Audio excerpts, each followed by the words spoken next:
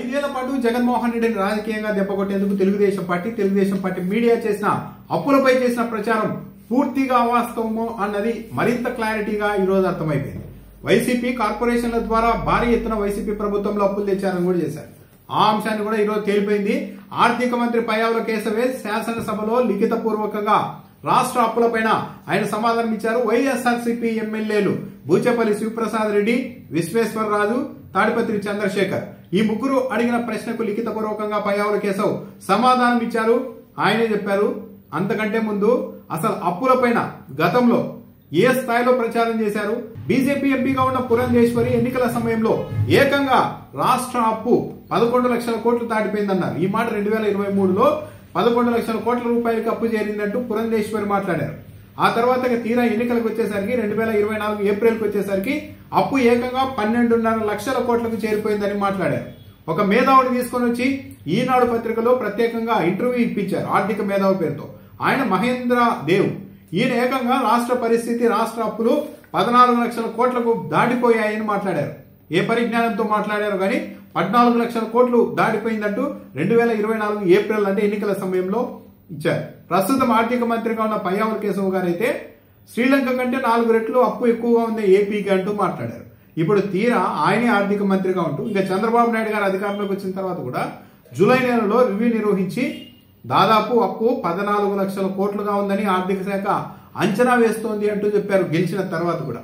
ఇప్పుడు తీరా శాసనసభలో వైఎస్ఆర్సీపీ ఎమ్మెల్యేలు బూచేపల్లి శివప్రసాద్ రెడ్డి, విశ్వేశ్వరరాజు, చంద్రశేఖర్ ప్రశ్నకు ఆర్థిక మంత్రి లిఖితపూర్వకంగా అధికారికంగా సమాధానం ఇచ్చారు. జగన్మోహన్ రెడ్డి 2019-24 మధ్య అంటే వైఎస్ఆర్సీపీ అధికారంలో ఉన్నప్పుడు చేసిన అప్పు ఏది మార్కెట్లలో 2,61,683 కోట్లు అంటే 2,61,000 కోట్ల రూపాయలు అప్పు చేశారు. సరే, ఇది ఆర్బీఐ దగ్గర తెచ్చిన అప్పు, కార్పొరేషన్ల ద్వారా భారీగా అప్పు తెచ్చారు వైసీపీ వాళ్ళంటూ కూడా గతంలో ప్రచారం చేశారు. దానిపైన కూడా ఈ రోజు ఆర్థిక మంత్రి పయ్యావుల కేశవ్ గారు క్లారిటీ ఇచ్చారు.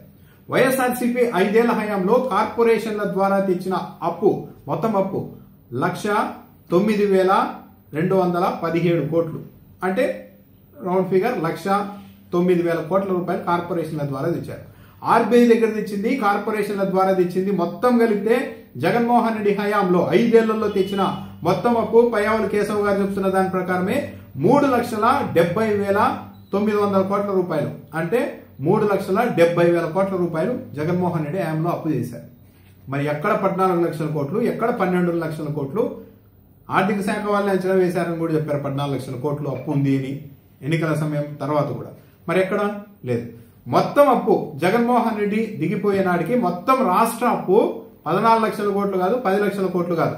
ఈరోజు ఆర్థిక మంత్రి పయ్యావుల కేశవ్ గారు చెప్పిన సమాధానం ప్రకారమే 2024 జూన్ 12 నాటికి రాష్ట్ర మొత్తం అప్పు 5,19,192 కోట్లు అంటే 5,19,000 కోట్ల రూపాయలు అప్పు ఉంటే 14 లక్షల కోట్లు, 12 లక్షల కోట్లు అంటూ ఎన్నికల ముందు ప్రచారం చేశారు. ఈనాడు పత్రిక ప్రత్యేకంగా ఆర్థిక నిపుణుల పేరుతో ఇంటర్వ్యూలు చేసి 14 లక్షల కోట్లు దాటిపోయింది, మేల్కోకపోతే మరో శ్రీలంక అయిపోతాం అంటూ మాట్లాడారు. పయ్యావుల కేశవ్ గారే శ్రీలంక కంటే 4 రెట్లు మనకు అప్పు ఉంది అని మాట్లాడారు. తీరా చూస్తే ఇది.